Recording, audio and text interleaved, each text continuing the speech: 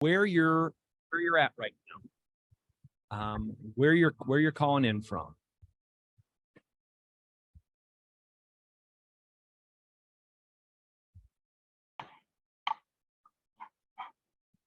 Okay, activate that comments section because we're going to be using it tonight. Mike has got a phenomenal conversation he's going to facilitate for us, and we're going to extend it from not just camera and mic to also in the chat.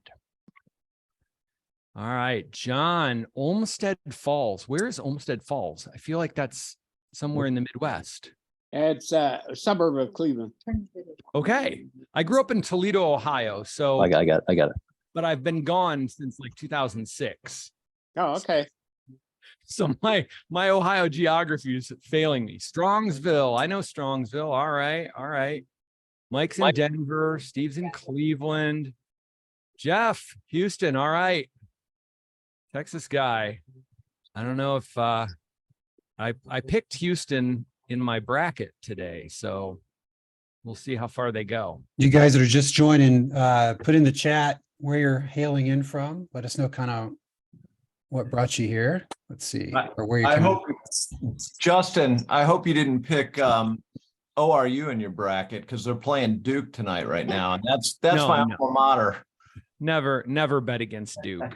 Never pick against Duke in March Madness. No. I am not, I don't want to be like a poser. I am not a huge March Madness guy, basketball guy. My wife and my kids are in there all afternoon watching the games. Wow, that's unusual. They're nuts. My wife is nuts for it. So I kind of go along for the ride. All right. So welcome tonight to BraveHeart Men's Masterclass, how to shift from survive to thrive. Let me introduce our fearless leader tonight. Michael Warden is a man of myth, a legend. No, he is a dear friend and the founder of BraveHeart. And so I'm excited to get into it tonight. Mike. Yeah, man. Thank you so much. And thank you guys for popping in and sticking with us for this call. We have a lot to cover, a lot of great information we're going to be sharing with you about how to shift from surviving to thriving. And we have other guys going to be popping in probably as we go. So you might hear a ding or something to that effect. But my name is Mike, and you see, you already met Justin also here. Like if you can see the screen for Steve to wave his hand or just say, hi, Steve. He's also one of our BraveHeart leaders, and we're excited to be here with you this evening. We're facilitators of a work that's called the BraveHeart Intensive, which is our signature offering.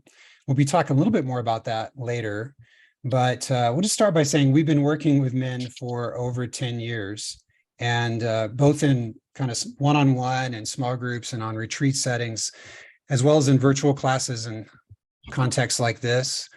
And in that time, we've learned quite a bit about men's hearts and what they need, men's lives, where they struggle, what they want and what they are struggling against to get what they want. And so what we're going to share with you tonight is one of the most key and important things that we've learned over those 10 years or more than 10 years, and dive into why we believe that this thing we're going to share with you is so critical and so important to a man's thriving in life. I can say with a fair bit of confidence, because I've been watching this happen for so many years, that if you take what I'm going to share with you tonight and you legitimately apply it, it's going to change your life. It has for every one of us, and it's not hype. It's just the nature of what it is. So in that sense, I hope you're excited about hearing what we have to say, and I hope that it hits in the right place for you. So we're going to jump right in. But Justin, I think you had some advice about chat, like what to put in the chat while we're going through this material. Would you mind sharing that? So we want this conversation to be as interactive as we possibly can be. So we're going to have live interaction, but we also have this chat where we can ask questions and extend the conversation. So there's 4 ways that we use the chat. Number one, and I'm doing this hashtag thing because it's a way of remembering it. Hashtag ask a question. Hashtag share your story or experience. Hashtag offer your insights, and hashtag give your encouragements. We're going to have some moments in this call where there might be a little vulnerability. There might be a little challenging moment here and there. And so using the chat to continue to hold the space and encourage each other is going to be a really powerful way of participating. Is everybody good with that? Give us a thumbs up. Give us a heck yes in the comments there. I just want to say something real quick. I want to welcome my Cleveland brothers. Probably 80% on this call are people I know, and I'm very grateful you decided to join. Some of you are signed up for BraveHeart. Some of you have gone to BraveHeart, not on this call, but some have gone to BraveHeart because they saw the change in my life. So when Michael says this is transformative work, I really believe it is. And when your wife affirms it, which Nancy has done many times, including today, then you know it's true. That's right on. Yeah. So do ask your questions in the chat. If I'm rambling and you want to say something and ask, and just put in the chat. We're going to have a Q&A at the end. We'll have some time to talk about whatever you want to talk about. And then everything else that Justin just mentioned, ask a question, share your experience, encourage somebody else, or offer your own insights. So with that, I think I'm going to share the screen and bring up the thing you guys saw a second ago. I'm going to be walking through these slides with you. And as we go, we'll pause here and there at certain key moments and ask a question, do something in the chat, whatever needs to happen at that point.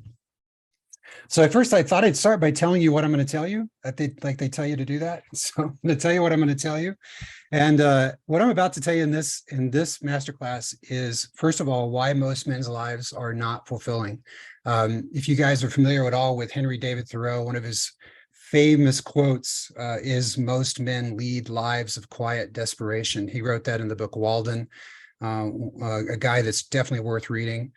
But I have found that to be true in my own experience as well. I bet you have, that most of the men that you're around are not thrilled about being alive.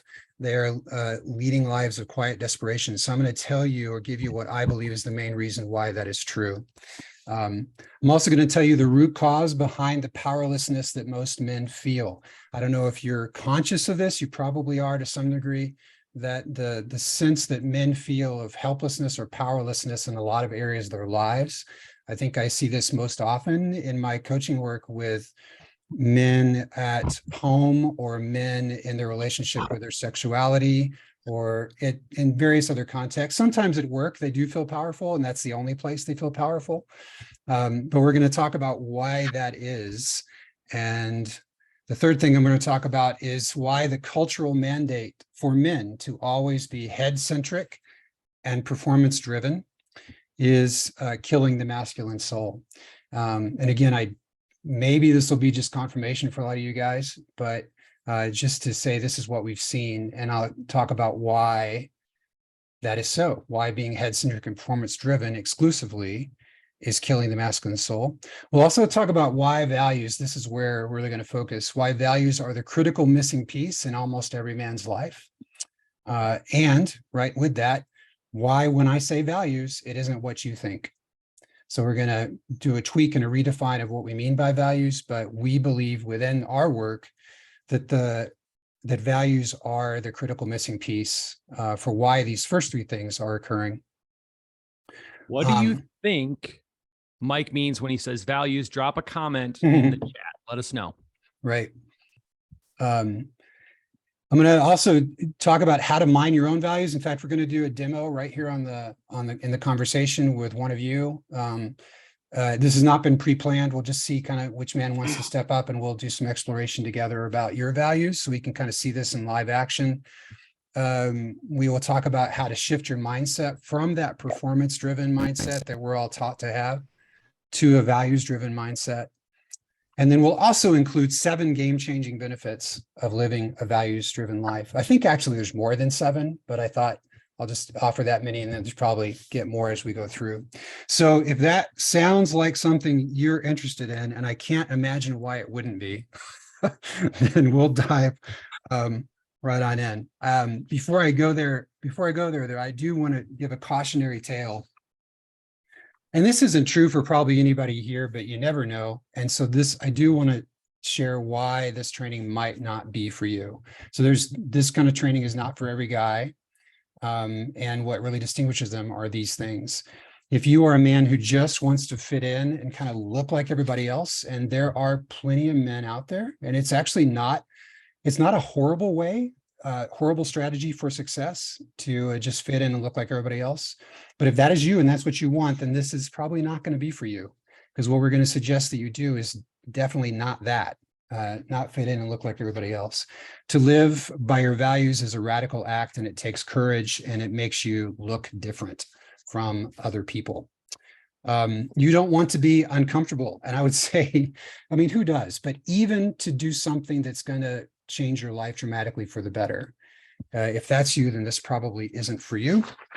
Third one is, you want tips for how to play the game better. And when I say the game, you probably know what I mean, but I mean the corporate game, I mean the societal game, I mean the fame game, all those games that our culture and our society puts out there and not only invites us to do, but kind of pushes us to do as men.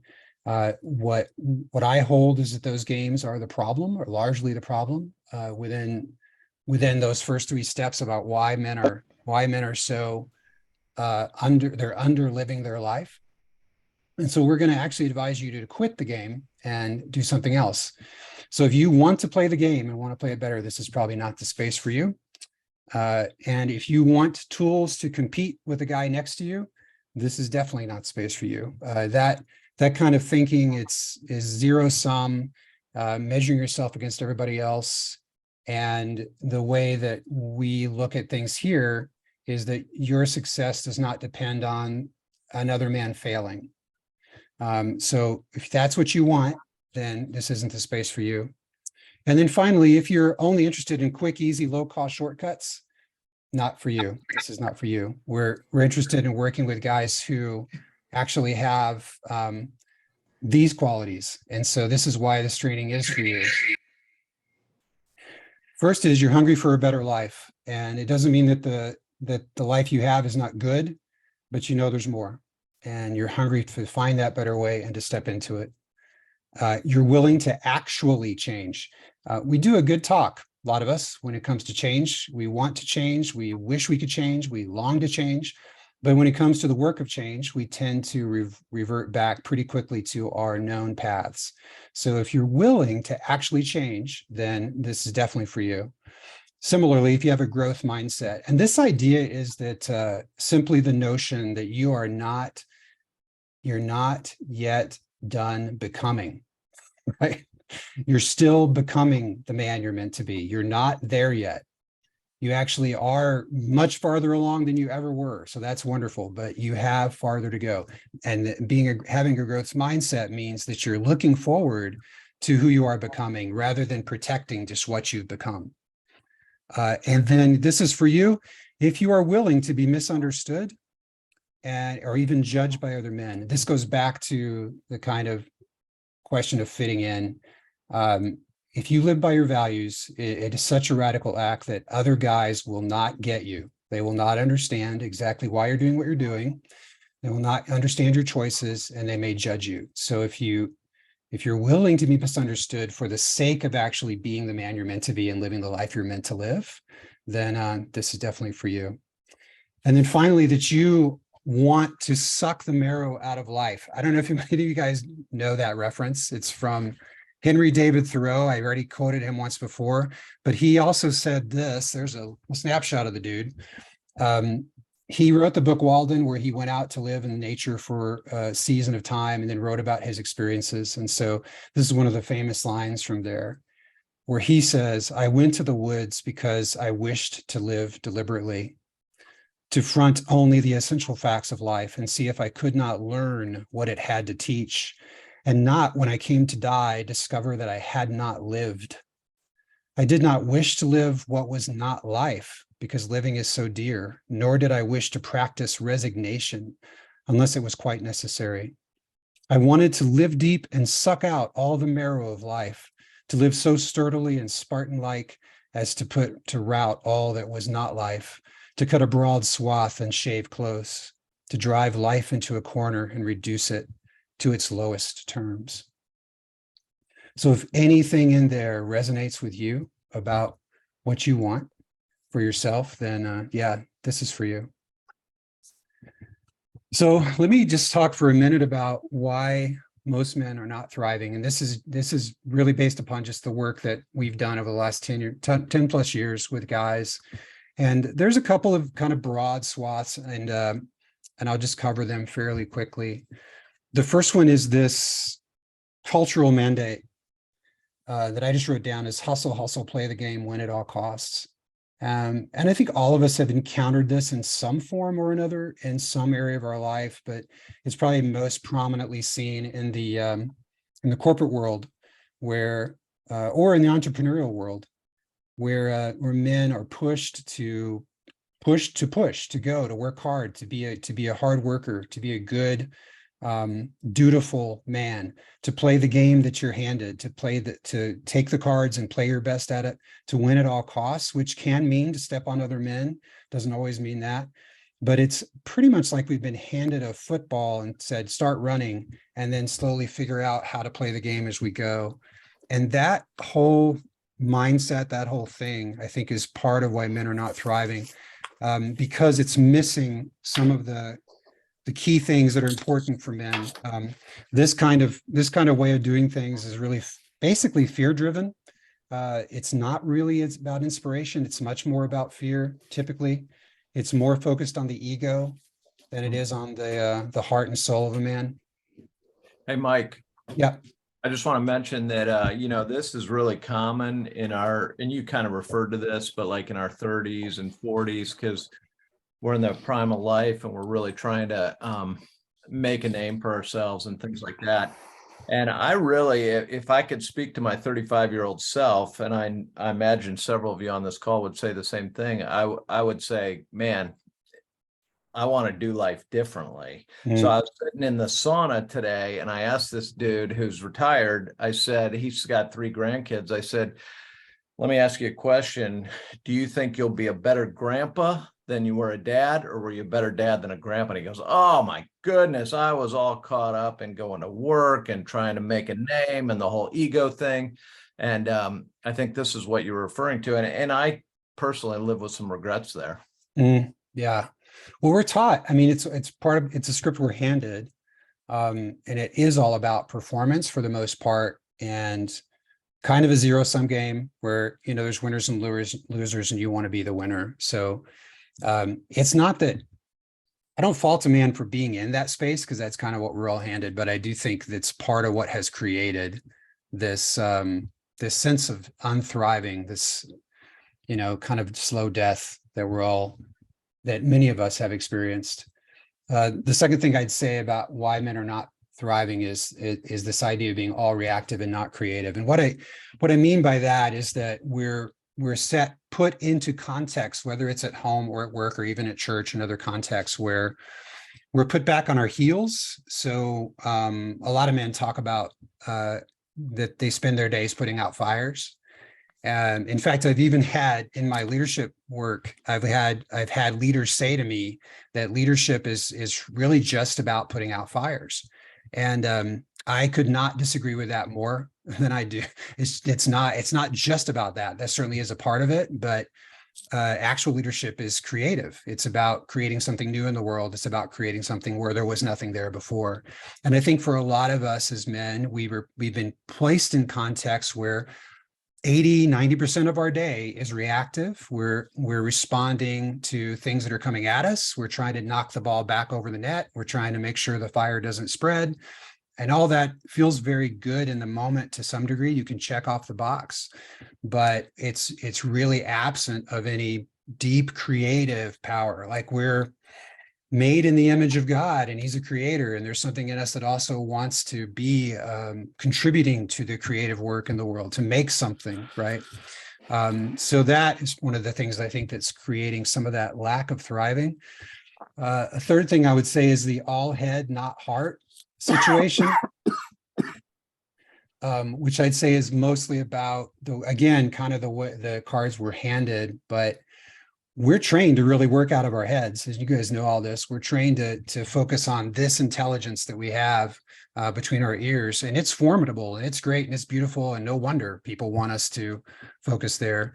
But the head is really good for a man. A head is really good at telling us how to do things, like to kind of figure things out, but it's not really good at telling us why we're doing something. And that information is deeper. It's below the head, it's down in the heart. And we are very often finding ourselves as men kind of living out our lives, operating from our head, doing all the hows, figuring out how to do everything, but not connected to the deep data that we need in our heart about why. What's the driving purpose there? And what is important about this or unimportant about this? So yeah, no heart and all head, I think, is getting in the way. And then the last one I'd say is, this is just a general sense of autopilot, sleepwalking, disconnected from your life. I work as a coach with leaders, and it's actually become very predictable that when a man hires me as his coach or as a coach, one of the things that's happened for him is that he feels disconnected from his passion. That he doesn't know why he's not feeling things, or why it's not important. He doesn't seem to be able to conjure the right emotional response to things because he feels kind of flat, numb. And it's this kind of autopilot, sleepwalking, disconnected from your life thing. And I think this is also a side effect, perhaps, of all the other things I've already mentioned, that we get put into a race that we're trying to win. And in that process, we start to not love it, but we have to be dutiful and do the good job and keep being the good husband and being the good father and all the things we want to do, but we're not alive in it. And so what we end up doing is turning down our connection. We just disconnect from it so that we can get it done and kind of go on autopilot. I often think about this image. You guys ever watch Monty Python's Holy Grail movie? There you go. Thumbs up. Yeah, it's like the Black Knight. So you haven't seen it, you got to check this out. But we're very much can be like the Black Knight, where this dude is sort of like guarding this bridge. He has no reason to guard it. It's kind of a pointless bridge. And then the king, which you see in the back there, is trying to cross the bridge, and the knight says, "You shall not pass," because that's somehow his job. And then they have this big sword fight, and you can tell from the photos that the Black Knight just gets wasted, like chopped in various pieces. And the whole time he's going, "It's nothing. It's no big deal. It's just a flesh wound. I'm fine. Let's keep fighting." And as comical as that is of an image, we have all seen it, haven't we? Like in our circles and the men we know, maybe to some degree in our own lives, where we're just going to keep going until we drop. And that's part of being, in our minds, that's part of being a good man, part of being a dutiful man. And I would argue that in a way it is, because you do want to be willing to die on the field for the things you care about. But the dude in this story is guarding a meaningless little footbridge that's in the middle of nowhere. It has no purpose.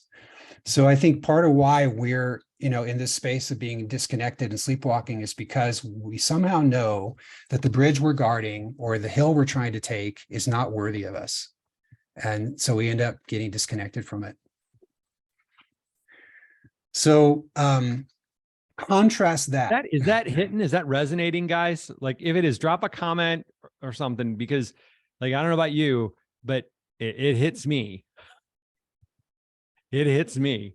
Yeah, I saw some thumbs up going on there, but yeah, put it in the comments. Go ahead.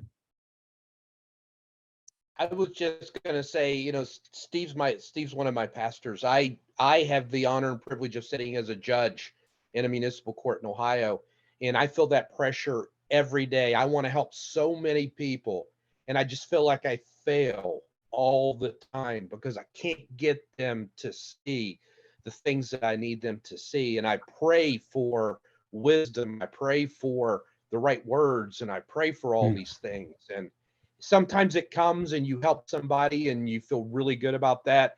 And then the rest of the time you just feel like you're spinning your wheels because it's like, what am I doing here? If I'm not helping people, this is just, it's meaningless. So Man, yeah. Anybody else resonate with that idea? What am I doing here if I'm not really helping people? Yeah. So that's the story of a lot of guys. I would say though, in your position, it must be very challenging. But I also am just, want to say thank you for being in that position. I mean, to have somebody in that kind of role, who is trying to do good in the world is a good thing for all of us. And I've been in Chris's courtroom, and he does a great job. And I just want to thank you publicly, Chris, for not sentencing me to jail. Right on. your wife was trying to pay me to do that, but I went against that temptation. So thank you, brother. So on the other side of all this is what we're calling a values-driven mindset. And this is a very, very different way to live. But I thought before I jump into what it is exactly, I want to just quickly review some of the benefits of it, because you'll see the value of it right away. I think one of the things that's really the obvious benefit is you start playing to win rather than playing not to lose. And I don't know if you've ever been in that, heard that phrase before. But if you've ever played any kind of sport, you know that there's a way that you can play to win that is more about going for the thing you want. And there's a way that you can play not to lose, which is really about protecting your territory and keeping it safe and trying to minimize any kind of cost to you or your team. And once you have a values-driven mindset, you really are freed up to start to play to win, because you now know what you really, really want, what's really important to you, what it is you're actually fighting for that is valuable and worthy of your life. Similarly, you can stop defending your comfort zone and start taking new ground. That defending your comfort zone thing is something we fall into when we're in the positions we are in our lives where there's a lot of things to protect, and we feel like we have to always protect them, and that ends up becoming our whole life, and we're never actually reaching out and taking new ground. Knowing your values gives you a view of the horizon and some place to go that actually is compelling for you to go, so you can stop defending your comfort zone and start taking new ground. Another big one is to stop being a player in someone else's game. I don't know how many times you've ever felt this way, but you can stop being sort of a pawn in someone else's machinery, because now you have your own. It's not really a game you're playing anymore. It's more like a path. It's your own trail. It's your own definition of success. It's not based on some external measure of performance, but on the internal vision that is born out of your values. And that's a very different kind of life. I mean, you can even imagine it in some of the movies that you love the most. And I don't even have to know. I know they would fit the bill. The guy that you admire in that movie is a guy who has stopped playing everybody else's game, and who has stepped into his own path, his own trail, and has moved off to follow his own passion coming from inside. And that's what values do for you. Similarly, you can find your own noble cause. I think the one thing we've learned in coaching, the work I do about purpose, about fulfillment in life, is that trying to live for yourself is not fulfilling. And I don't have to tell you guys that, but it's not. What is fulfilling is to give your life over to a cause and a purpose and a power that is greater than yourself. And this is true. It doesn't matter if you're a Christian or not Christian. This is a human quality. We want to give ourselves over to something that is bigger than ourselves. And once you know what your values are, once you have a clear view of them, they point directly toward the noble cause that you want to give your life to. And we assert within the BraveHeart community that's hardwired into your heart by God. It's deeper than sin, deeper than any of that stuff. It's all the way down to the way he designed you. So once you know your values, you can access that noble cause.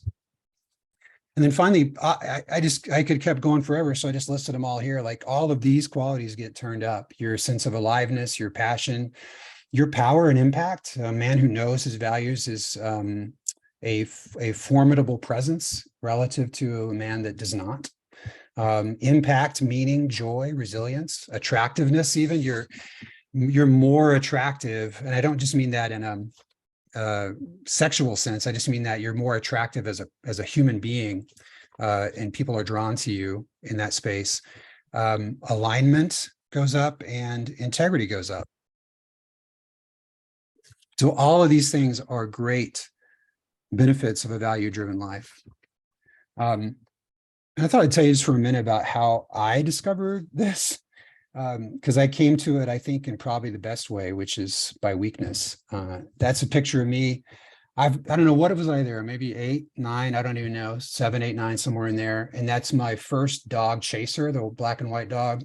And then Tip was my sister's dog because she had to have one because I had one. You know how that goes. And so I'm just in the backyard of our parsonage there. And I probably looked like most normal kid, but I really grew up in a messed up childhood. And I am the son of a pastor who was a pillar of the community that he lived in. And so our whole family was, we were standard bearers for, a good family, good life, good kids, good parents, all the things you're supposed to be.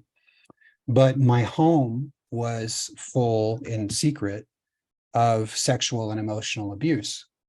So I grew up in a space where I had to fake it. I didn't understand what was happening exactly as a kid.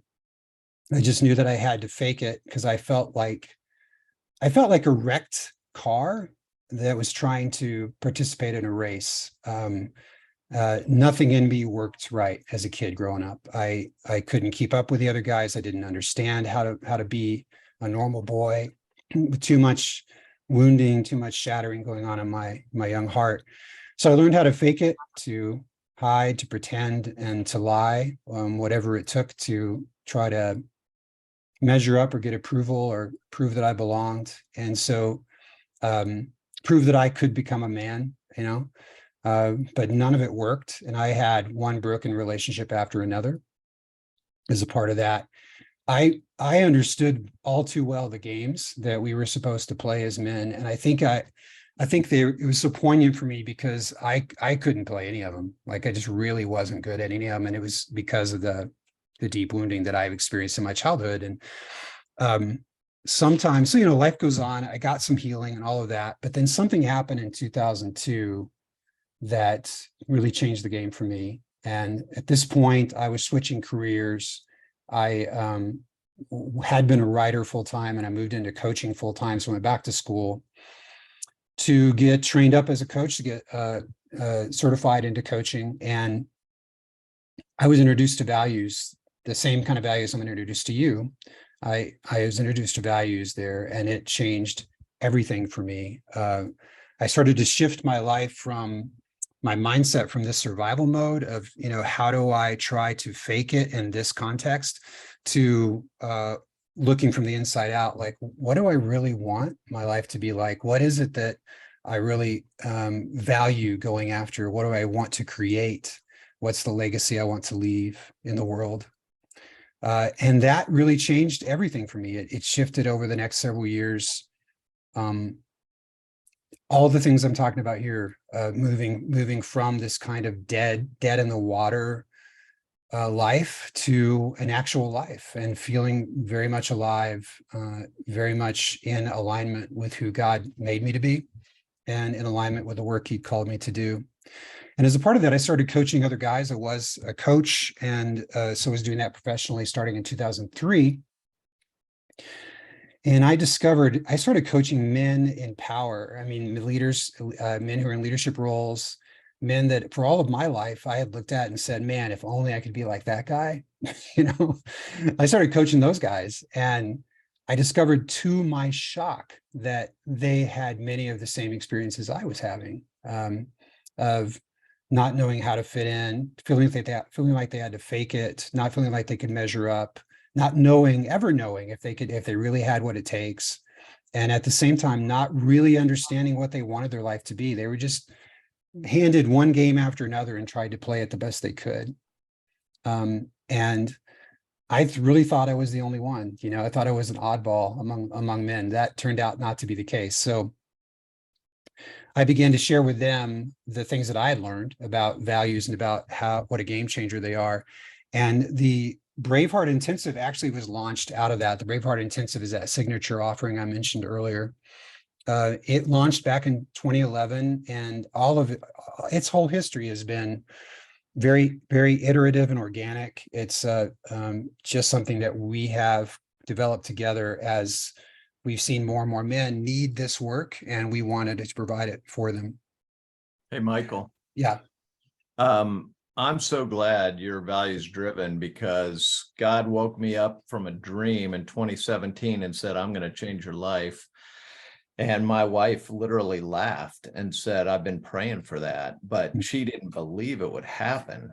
And then I was introduced just about 5 months later to BraveHeart through my sister Karen, came out to Colorado, and it was life-changing for me. And so you've been a mentor to me for the past 5 years, and just really, really appreciate you writing this curriculum and leading it and coaching guys. Thank you. Yeah, you're most welcome. I have to say, though, that I've been learning as much from you as you learned from me. So I appreciate it very much. Yeah, okay, let me reshare, go back to my share screen. I just wanted to see Steve while he was talking. Right, so let's get to it. So what are values? And this is going to be probably different from anything you've heard before around values. I know we've tended to think about values as being right or wrong, and there is a kind of value, of course, that is about, it's kind of moral values. It's what is right versus what is wrong. What I'm talking about, though, in this context is not that. It's more about the alive versus dead, meaning a value. And here's the official definition. A value is any quality, context, or way of engaging life that fills you up, gets your blood going, and nourishes your soul. This is very different from the idea of what is right to do, and more it's about what is life-giving to do. And the reason this matters, one of my first pushbacks on this was, doesn't that just sound like self-indulgence? You know, it's just about being selfish and doing the thing that makes you feel good. And it's really not that in its pure state. It's not that. I think it maybe could be corrupted in that direction. But it's more about understanding the context that you were designed by God to be in. And we'll use a couple of metaphors in a minute to help explain that. But let me say also that values are not activities. This is one of the things that we have to make sure we parse out really well. A value is not an activity. It's what's happening in the midst of the activity. So, for example, let's say you love downhill skiing. That's one of your favorite things to do. So you would be tempted to say that downhill skiing is your value, but it's not. It's the thing that is happening when you're on the slope that is making your heart come alive. So it could be, for some guys, that could be speed. For some, it could be grace. For some, it could be something about the freedom of the open air. For some, it could be something, a number of things it could be. But getting down below the activity to what is it about this that is activating my heart? What is it about this that is making me light up? That is turning my crank, that is lighting me up in many ways. That's where the value is in that space. And really, values define your ideal habitat as a man. So think about all the things that God has made. So whether it's an eagle or an elephant or a lion or a dolphin, everything he's made is made to thrive within its ideal habitat. So if you take, for example, an eagle that is meant to ride the thermals on the heights, take that eagle, pull it down into some swamp in Louisiana, and you force it to crawl through the swamp water rather than fly, it's not going to thrive, period. Even if the eagle's really strong, even if the eagle's really powerful, even if it's healthy, it's not going to thrive because it's not in its correct habitat. So values are a way for us to define the space, the ideal habitat that we're made for. What I assert is that every single one of us as a man of God has a specific role and place in the story that God is telling, and all our stories are a little bit different. And there is a a way of being in the world and a way of engaging the world and a habitat that if you could get into it, you would thrive. And some of you can begin to see what that is, even as I say that. And there are probably 1,000 different other habitats that men are called to be in, or told to be in, or pushed to be in, that are not your ideal habitat. And in those habitats, you will not thrive. And what we've been tempted to do as men very often is to blame ourselves in those contexts. Like, wow, I'm in this cubicle from 8 to 6 p.m. if you're lucky, and I'm working really hard, and I'm just not doing the job well. Why can I not do this job? Like, well, you're probably an eagle that's in a swamp. Like you're probably out of the habitat you're actually designed to be in. So values are a way to get you to quantify and identify what are the contexts, ways of engaging, the qualities that need to be present in my life for me as the creation of God, for me to thrive in the way I'm meant to thrive. That's probably one of the key things that values do.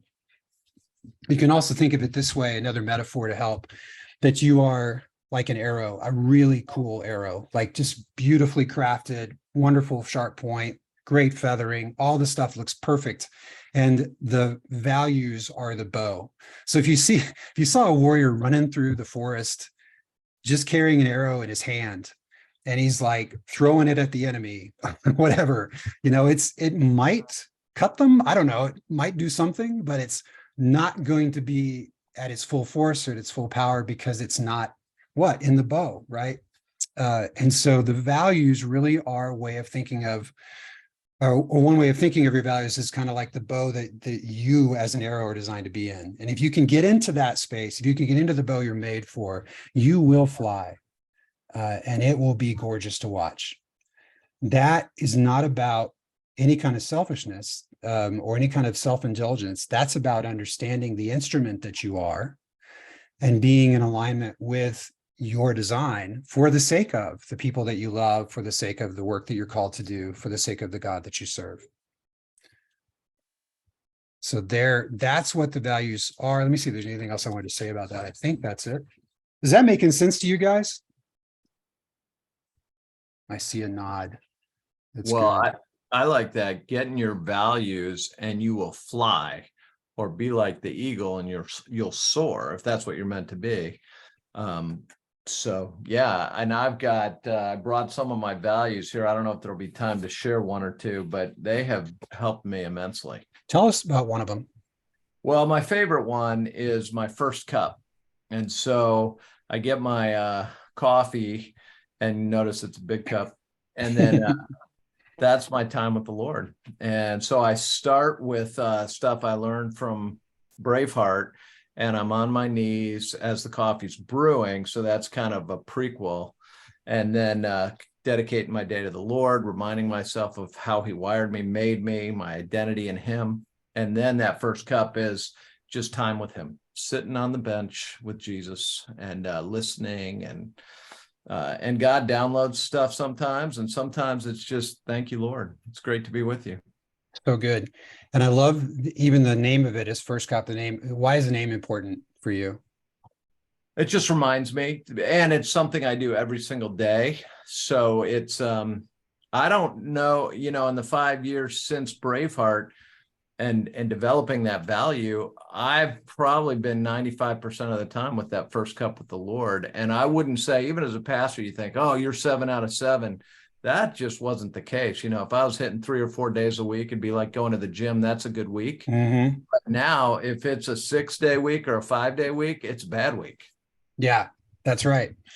Yeah, that's probably one of the cool things about values is they make visible the thing that actually is essential to your life. I know, how many guys do we know that actually know that time with God is so critical in the morning or whenever you do it, and yet we miss it because our days get busy, all that kind of stuff. And understanding how you connect to that, like for Steve, what's unique about that first cup is different from anybody else here, and he gets it because it's his value.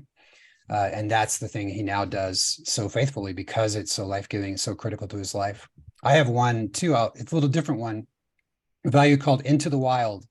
And I discovered this value. I'm in Colorado right now, and I discovered this value actually hiking the backcountry of Colorado doing a multi-day hike. And I just remember like on the second day, we'd had rain the whole night, the night before.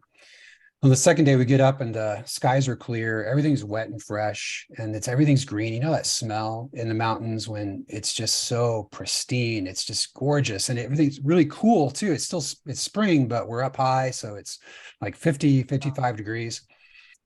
And we put our packs on, take off for the second day of the hike, start going around these bends and through these curves. And it's in a wilderness area where I've never been before. And I remember just feeling everything in me light up. Like I was just like, there is nothing I can imagine in my life that would be better than this right now. Like I'm walking along this trail. I don't know where it's going. I'm surrounded by beauty and some danger. And I'm exploring something new. And that was it. Like I said, there's something about this makes my heart come alive. And that's why I call it Into the Wild. That's why I name it that. But one of the things that's very cool about values is that once you name them, they're completely transferable to other parts of your life. They're very rarely, I should say, situationally tied to some particular thing. They're more, you can do them other places. So for example, when I am coaching somebody, like a new client, especially when the first time we're really working together, and I'm sitting there either across the Zoom screen or face to face, and we're walking through who they are, what they want, where they're going, what they want out of life, I light up. I just come alive in that space. And I do that because I'm on a trail I've never been on before. I'm going somewhere I don't know where we're going to go. I'm surrounded by beauty and a little bit of danger. And everything about that is what I'm wired to do. So that's why the value is so important, and why I now know why that situation for me is my place. That's part of my place within the great story God is telling, is to be that guy on the trail walking that new path with people, which is why BraveHeart is so cool and BraveHeart Intensive is so awesome and all of that. So I get to really, really have fun in those spaces. So I'll mention though, the thing about that you just kind of heard, and that's the name of the value. My value is Into the Wild.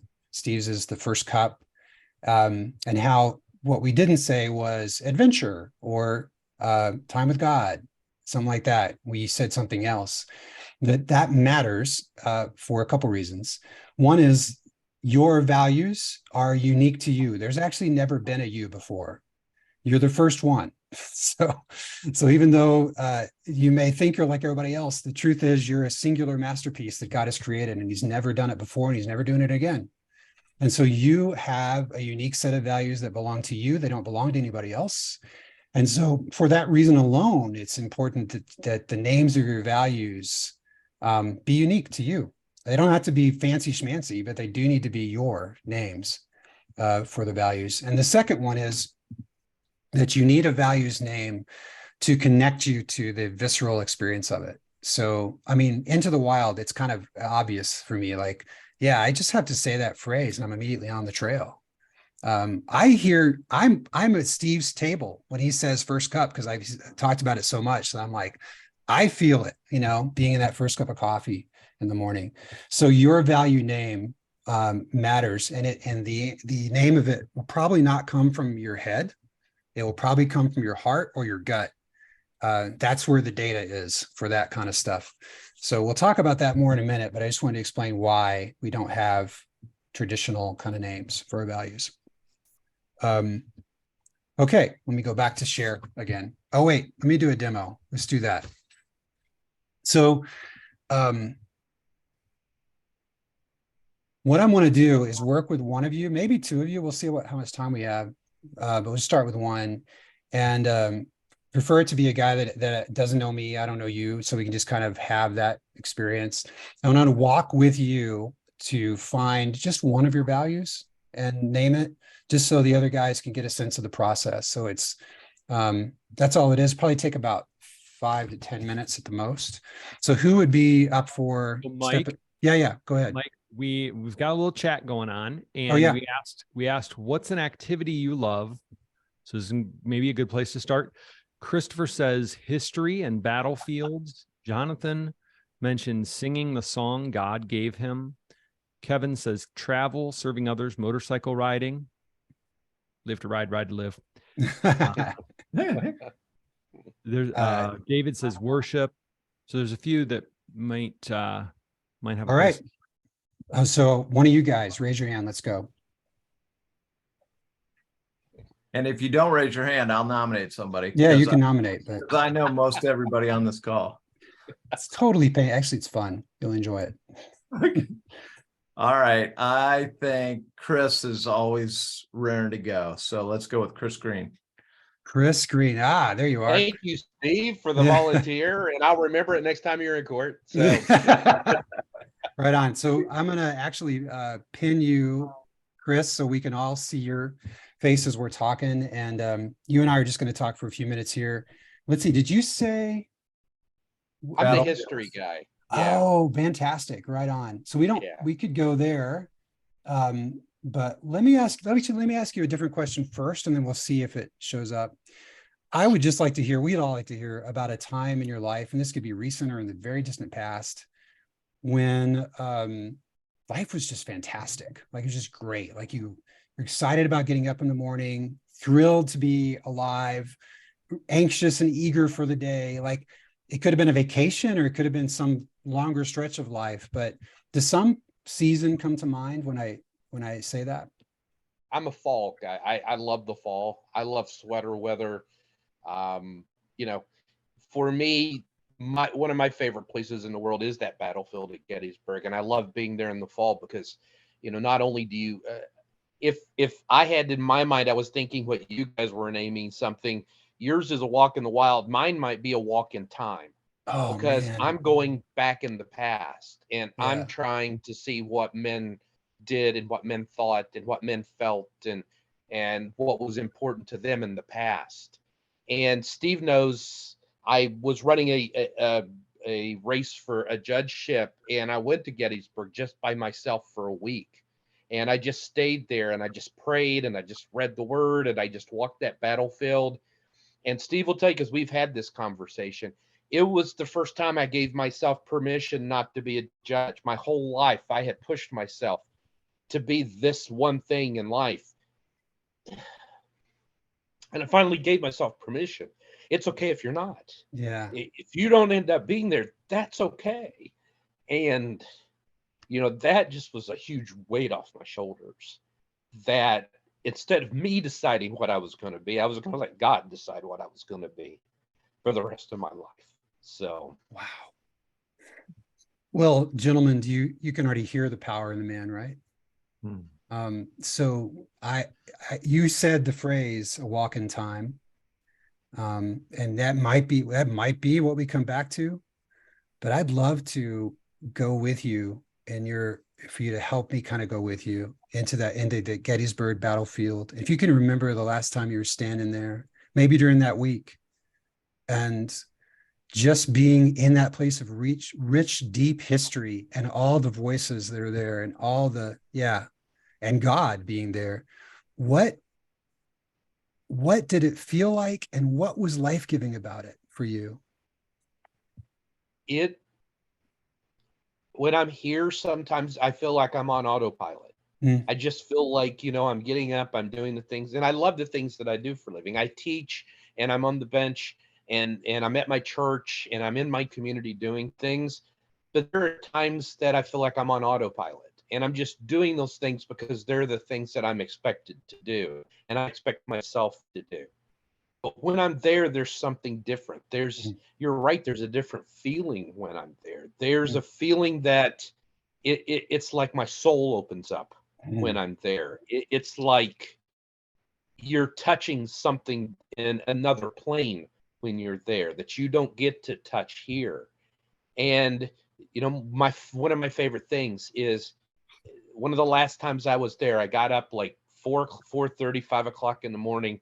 It's just before sunrise. I had my coffee brewing. I'm out. I'm listening to Mercy Me and some other music. And it's a Sunday. I'm not going to be able to be at Grace. And I'm kind of have my own little worship thing going. And the sun comes up and I'm looking out and here's just this vista. And I'm sitting there thinking, you made this not only for me, but you made this for everybody in the world. and it was just this beautiful opening. There's not many times for me, sometimes I feel like my soul just opens up. Mhm. And, one of the places that brings that out the most is me is when I'm there. Right on. And so that space of being there in Gettysburg, and is it also the history of the place? Is that part of the richness of it for you? Man. Yeah, yeah. There's a different feeling there. Mhm. If you just go there and you just, and if it's more, maybe it's more intuitive for me than somebody else, but it's just, there's a different feeling when I'm Yeah. there. It is the history and knowing that. And when I was there the last time, knowing that I was going to have to gear up for battle against politics and all these other different things, I think the Lord came to me and said, your battle is your battle, but it's nothing like the battle these men had to go through. It's nothing like the sacrifice these men had to go through. It's nothing like those things. And it helped for me put things in perspective, that there's an importance of certain things in your life. Yeah. But, my true battle, what it allowed me to see was my true battle isn't going to be the battle that I'm going to be fighting while I'm here on earth. My true battle is to continue to be the man that I need to be, and he needs me to be. And that's that week that I was there really changed a lot of who I was. Man, so I'm getting, here's what I'm making up about you. I think I'm right. We'll see. Is that you do have an intuitive connection that a lot of guys don't have. I mean, I'm sure anybody who's in Gettysburg probably feels that connection to some degree. It's got a lot of history, but for you, I can almost feel the richness, the depth, the 3D-ness of it. I'm curious, just that connection, that being connected to history and to the moment and to the place. If you were to give that a name, I call that a value, like a way that you come alive, what possible name comes out for you? Wow.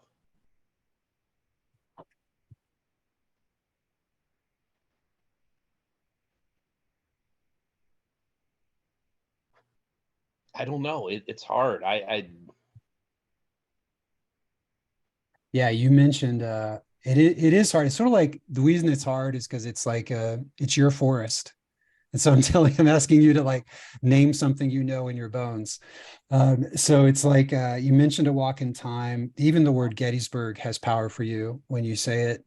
So it can be anything you want it to be. It's really just about what takes you back there. What word or phrase just takes you there. My monuments do. I mean, going there because there are so many and you were saying before how we're all incredibly unique and we all have this different pattern and we have these different values. When you're there, every monument is unique. It has its own story. It has its own value. It has, it has the story of its people to tell. Yeah. So maybe it's monument. Maybe mine is monument. So beautiful. Yeah. Let's hold that and you just take it with you and sit with it. And the cool thing about value names is you get to change them if you want to, or they just sink in and you're like, yes, that is the name. So, but I want to say thank you. I feel richer. Yeah. We all do actually feel richer getting to go with you to Gettysburg for a few minutes there. So thank you for that. You're welcome. Yeah. So that just to give you guys a sense of the beginning of that process, we talked for like, I don't know, maybe not quite 10 minutes. And it's really just about going down a little bit deeper than you would normally. Like, oh, I enjoyed my trip, to what was it about that gave you life? What was it that turned you on? What was it that lit you up? And to get as specific as you can about that. And then looking for the universalness of it. So an example would be, like for Chris, being in Gettysburg is nice. It's not essential. It's a good thing to be there, and he could even call the value Gettysburg if he wants to, but he could access that in other places too. It's just that's a particularly easy place, like Colorado is for me. So to get it down below the surface level to the kind of universal, what is the universal value that's here for you that you can take anywhere and apply at any time? That's the idea. So I'm curious what you guys was that like, what your experience of that was like, or what thoughts or questions you have around just that, what we just did.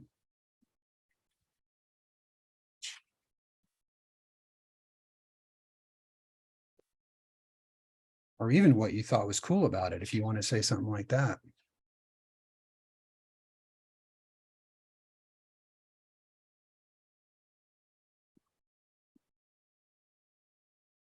Don't be shy, guys. I know you guys. They're thinking big thoughts, you can tell. Yeah, go ahead. Brad.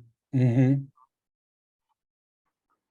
Hey, Chris, thanks for going down that road and sharing that with us. I'll confess, I have a really hard time understanding and describing or naming my feelings. Certainly anger, that's an easy one. Mm-hmm. Happy, but and I saw Chris trying to formulate some of his feelings, and he did a commendable job compared to where for me to be able to encapsulate. And so I appreciated Michael, you kind of walking through that process. I know, like in my upbringing, I mean, feelings weren't talked about at all, and I think our society plays down on guys that we don't. We have 3 feelings or 4 feelings, and yet there's pages of them. So I just wanted to I'd share that I can resonate with what Chris was saying. I myself love Gettysburg. I mean, I literally can just stand in a field and start crying there. I mean, it's just an amazing place. And I've been, and I can't go there enough. And I'm a history buff myself. I read a lot of books on wars and stuff. But so I'm very interested in getting more in touch with who I am and what my wiring is, and what values I really have and hold to. Right on. And tell me, just so I get it right, is it J Brad or Brad? I just see Just Brad. Just Brad. Okay. Yeah, I'm Jonathan Bradley. I go by Brad, but I put Gotcha. the J on there kind of as a I don't know. I also wear a cowboy hat at church. Steve knows that, so it's just part of my identity. Right But on. Brad, That's Brad. cool. Well, I just wanted to say thank you, Brad, for bringing up the idea, the concept that we all kind of feel at different times of how do I describe my feelings, or I can't get in touch with that. It feels like a bridge too far. Is anybody else there, as you watch that happen, you're kind of like, I'm not sure if I can access that. So first of all, that's so normal. It's so what everybody, we're kind of trained to not access that. So, but on the flip side of that, I will say that the good news is that we are fully formed men, and we have the access to the full spectrum of the human emotional capacity that we were given by God, and by God's Spirit, we were able to kind of reconnect some of those things. Even when you say, Brad, you can stand in the middle of the Gettysburg and just start crying, that's real, and so what I'm confident in, as we've seen it so many times, is that as you step into this work, the Spirit of God, other men will be there to help you find your truth around it, kind of like what you need to know about your own emotional experience, and not try to make you into somebody else's version of that. It's got to be it's your emotions. It's the way you express it, so it's no pressure, but yeah, for sure. Yeah, I mean, here Jonathan wrote in the chat, finding the moments in our walk and naming the moments of values. Mine is called The Gate. Oh, cool. A walk with myself and letting Christ speak to me instead of random thoughts. Oh, that's so beautiful, man. Yeah. The Gate. Exactly. And you can tell even how when you give it a name, it suddenly becomes more solid. Like it becomes something more tangible that I can actually grab hold of and use. And when you have, like most guys, I think probably the average guy, has around 20 to 30 values, believe it or not. But of those, only about 4 to 8 typically are what we call uber values or foundational values. meaning that when they're not present, you start dying immediately. And you start to kind of shrivel on the vine if those things are not there. And a lot of guys have been going on for years on life support because they have one of their core values is actually not being honored. And so they're just, gasping for air all the time. But once you know, especially those core 4 to 8, then they become the foundation and framework for the life that you then build. And so we'll talk in a minute about how that works, but that's the idea. The thing here I want you to get is that the data you need is inside you. It's inside your heart. It's not in your head. And it has to do with looking beneath the things that you enjoy and what is it about them that brings you life, or that are meaningful to you. It doesn't necessarily have to be fun. Like it could be like, I love helping the elderly people in the home and people who are in a hospice or something. And that may not be fun, but it's very meaningful, right? So like that. Okay. Let me go back to share and we'll wrap up with what we've got here. Okay, so once you know your values, I already mentioned this, you can stop letting life act on you and start acting on life. Stop reacting against what you don't want and you start creating what you do want. I think many times we're in a kind of in an automatic disposition to just react against things we don't like because we don't know what we actually want to create. But once you know that, then you can just move on and start creating what you want. Start living life on your own terms. Kind of your internal compass is very clear once you have your values. Know what to say yes to and what to say no to. Now, this is very cool because one of the things your values does for you is it becomes a decision-making matrix. So when you think about taking a new job somewhere and you hold up the list of your values and you hold up the job and what the job is going to require of you in terms of time and energy, place, all that kind of stuff, what you'll be doing in terms of the content of your work, and just sort of map on top of it, like how many of my values will be able to thrive in this context doing this job. And if it's like a paltry little number, even if the job is, very high status or whatever, you should not take that job. That'd be like the eagle saying, oh yeah, the job in the swamp sounds fantastic, but it's just going to kill your soul, right? So, but my values for me become a very, very regular framework for decision-making. And it's one of the most practical applications of them. You can stop wasting your strength and start taking real meaningful risks. And this again goes back to the growth mindset, but I don't know how many of you are on social media as a part of my work. It sort of plays into it a bit, but it's easy to find a lot of men who are spending their strength on meaningless things and doing it with great fervor, with tons of passion and being very much into it. But when you look at what it actually is that they're giving their strength to, there's nothing to it. It's all just pretty vapid. But I understand why they do that. If you don't know what you're actually made for, you'll apply your strength to whatever you can. But once you know your values, then you can stop wasting your strength on things that aren't meaningful or aren't the best use of you and start taking real meaningful risks. And of course, you become more alive, more powerful, more effective, and more dynamic. And you step into God's unique, God-given design for you, which is, of course, the most important thing. Mike, I have a real practical one. I was asked to do something this Sunday, and normally I'd be like, yeah, that'd be a cool opportunity. But I was just like, you know what? That's not me. And I said no. And it was a good thing I did, because then another thing came after that was so perfect. I'm so excited about what I'm going to be doing at that exact same time, 10:30 on Sunday, that I wouldn't have been able to do had I said yes to the first thing. That's right.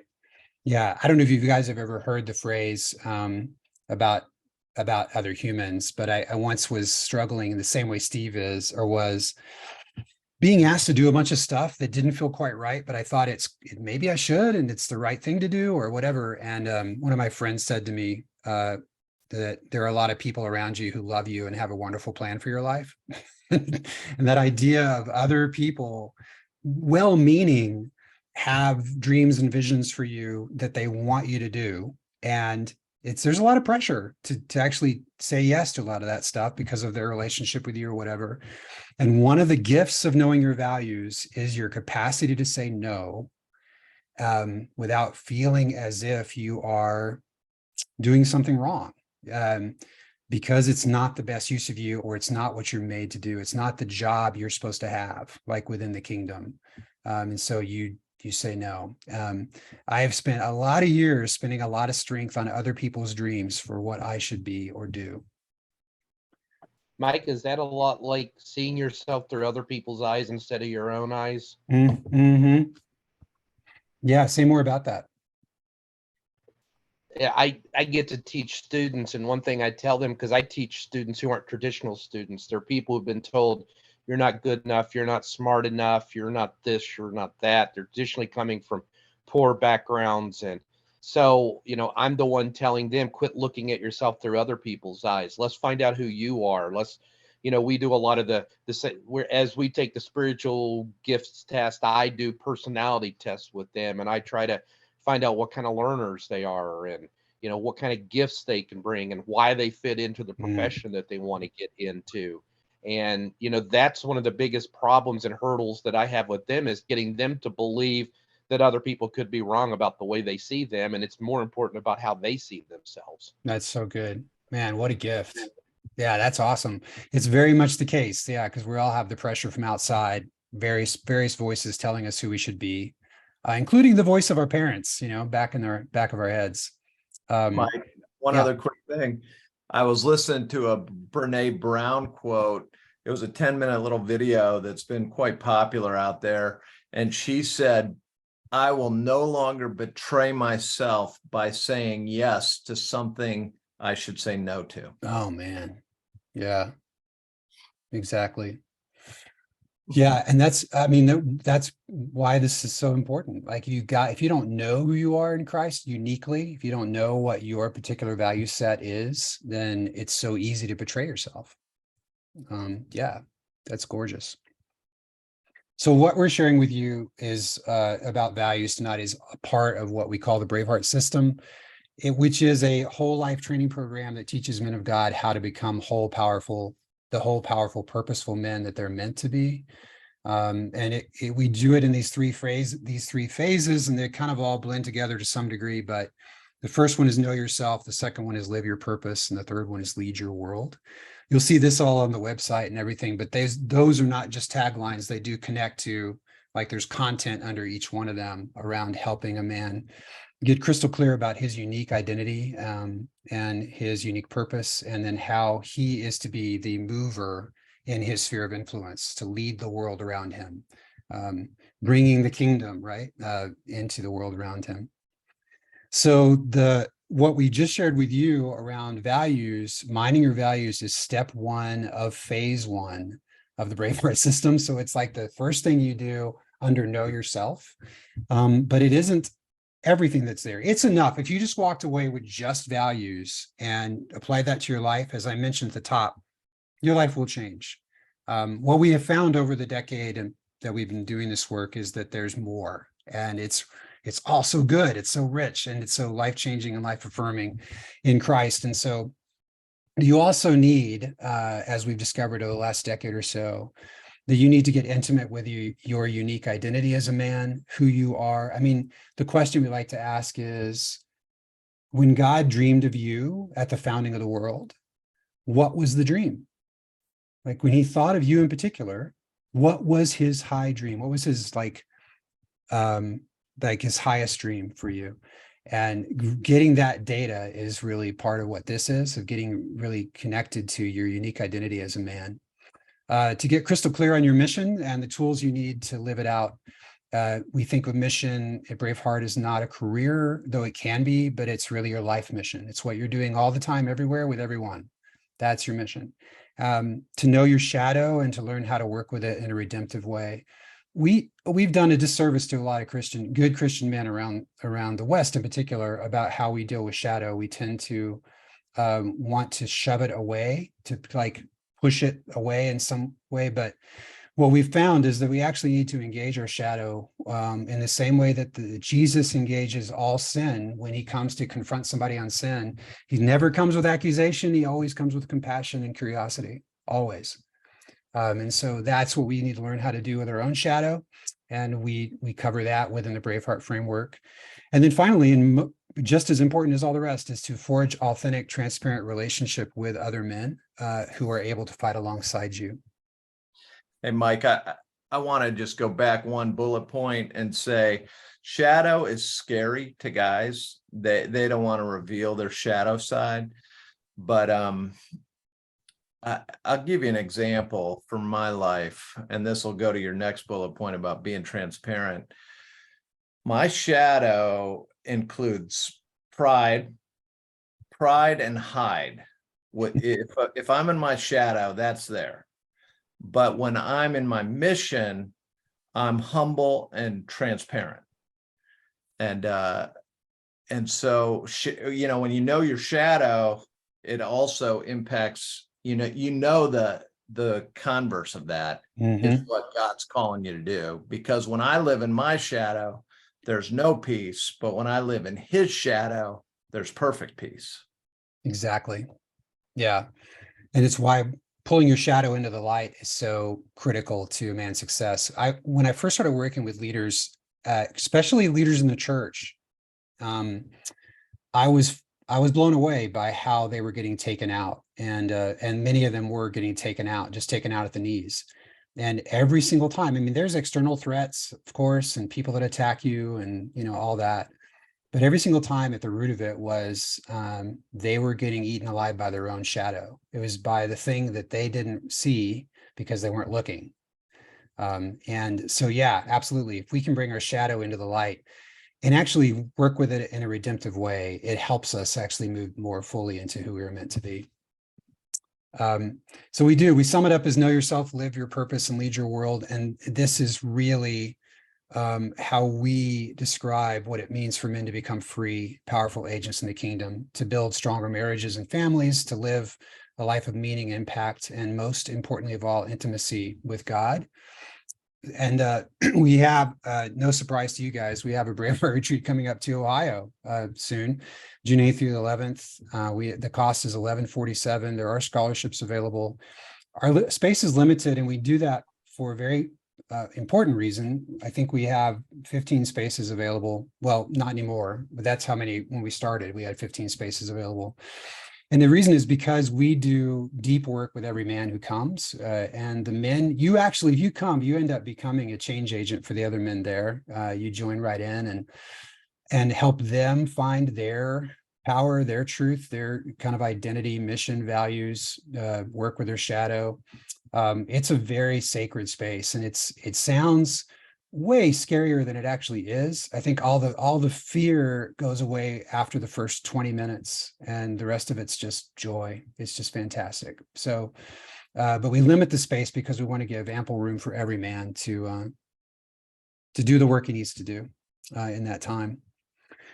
So we want to offer you a challenge, and this is a qualified challenge, because I'll say right off the bat that BraveHeart is not for everyone. If you've learned anything tonight, it's that we're not messing around. We're going right for the deep heart of a man, and the whole point of it is for you to become a fully formed, functioning soldier, a son, king within the kingdom of God, and to bring your gift fully to the world. You have something that's in you that's never been here before because of your unique connection to God, and you need to bring it. And so what we're here to do is to help you do that. And that's not what every man wants. Some men just really want to be, like when the Israelites were in around Sinai or the Hebrews, and when God spoke from the mountain, and then most of the people went to Moses and said, tell God not to talk anymore. You go up to the mountain and you hear him, and then you come tell us what he says, because being so directly connected to God freaked them out, right? And so they wanted to be in the vicinity of God's presence, but not right up against it. And so there are a lot of men for whom that's true. They want to be in the ballpark of where God is, but they don't really want to be where we want to go, which is right up into the intimate right up nose to nose with God, shoulder to shoulder. And so this work is really about that. It's not for everyone. And it's really for those guys who are ready to move into something that will feel dangerous to them. But if that's you, and I hope it is, then I'm challenging you now to actually go to braveheartmen.com/events. I think Justin will put this link in the chat as well. And there you will see a place to register for, not register, to apply for this BraveHeart Intensive. And so the challenge is this: if you think this might be for you, but you're not sure, go ahead and apply. You'll have to pay $100 just to show you're serious to apply. We'll take it as a deposit. And then you and me, or you and Steve, or you and you and one of our leaders will get on the phone together, on Zoom together, and you'll discern together about whether this is for you or not. And then if you decide it's not, we'll give your money back, and then you'll be clear and you can go on your way.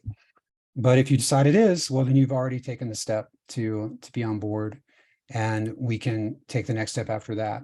So that's the challenge that I'm issuing to you tonight. It's totally worth it to have the conversation. If nothing else, you'll get clarity about where you are, what you want, what you think your next step is in your life. And the $100 is on loan. You'll get it back if you decide you don't want to come. So that's the challenge, and I'll close that out there and just open it up in the time we have remaining for questions or comments or anything else that we need to speak to tonight before we sign off.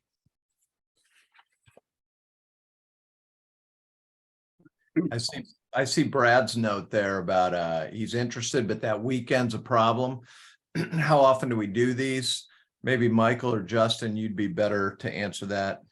Yeah, it varies from year to year, but we generally will try to get 2 to 4 in a year's time. We've had with COVID, we went totally virtual. So we had I think a couple during that time on Zoom. And I should say we offer this as a course as well as a retreat. So the course usually is on Zoom, or it's live in person in the city where you live. And so there'll be others. And if you get on our list, Brad, we'll make sure that you know when one comes up. I know Brad, Chris, and Pete have all told me there's conflicts on that weekend. Oh, good. Well, then what it can be is that we'll do the one and then already just schedule another one up in Ohio, and then you guys will fill that up. So, hey, I do want to say that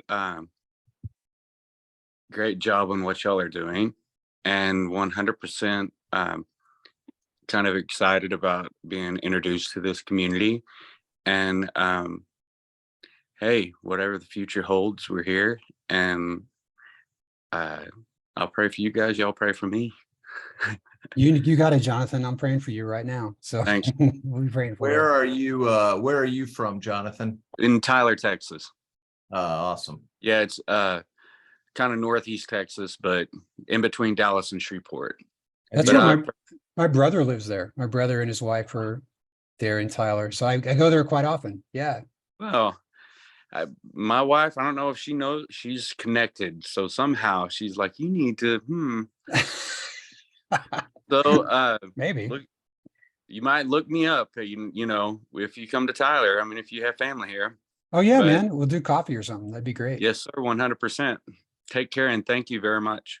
You Have you bet. ever been to that? Have you ever been to that Camp Pine Cove?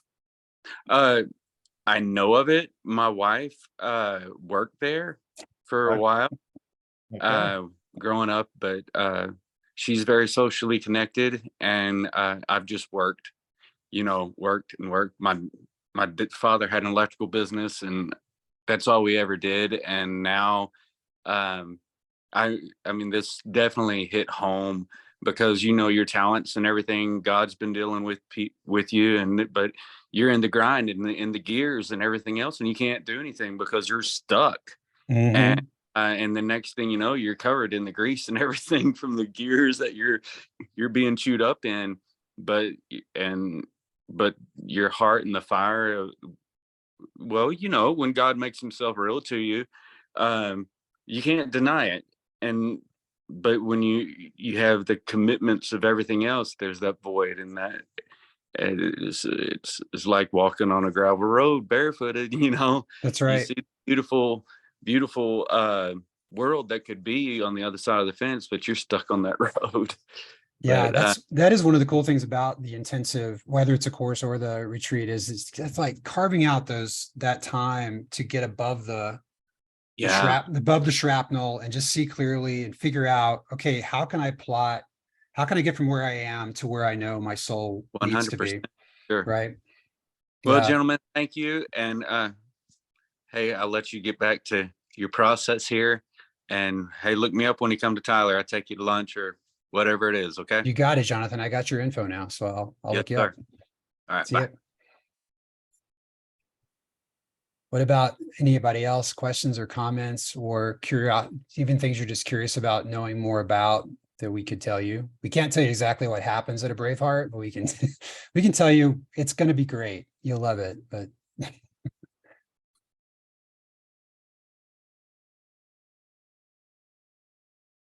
Did some of you do a BraveHeart? yeah, Kevin has done one, I think, and then of course the leaders have all done one. So yeah, And- Kevin, what was your experience like? and Maybe you could. Jim Valentine could speak to it too. Oh, Jim is here too. Yeah, I didn't see him there. Yeah, so it was very revelationary for me. I enjoyed it very much. It got deep into the heart. And I know, Michael, when we did a demonstration, you're asking me to bring my head to my heart, that I need to be more heart. And so that's a challenge.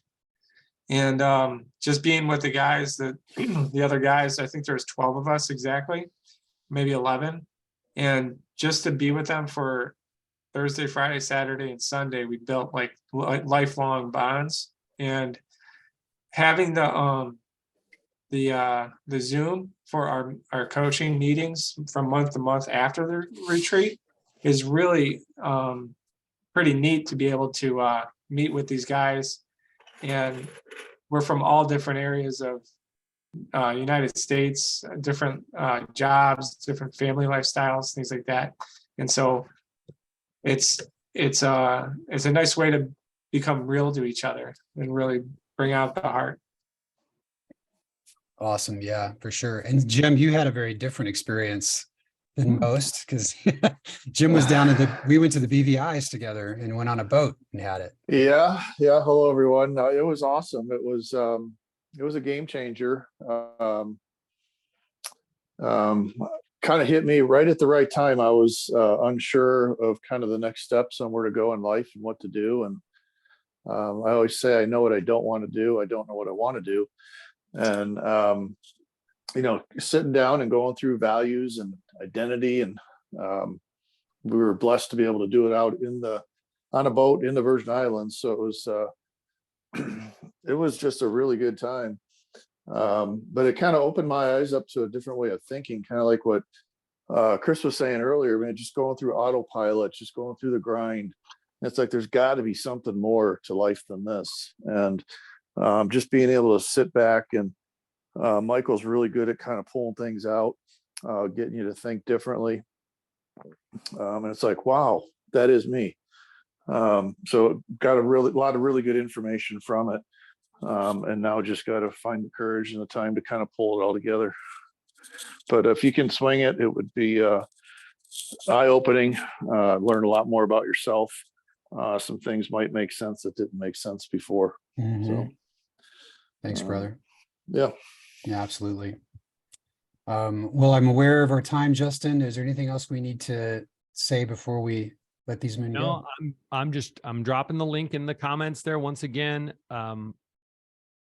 If this evening has been valuable, it is what we kind of call a taste, like walking through Costco and you get the little tiny taste of the amazing thing.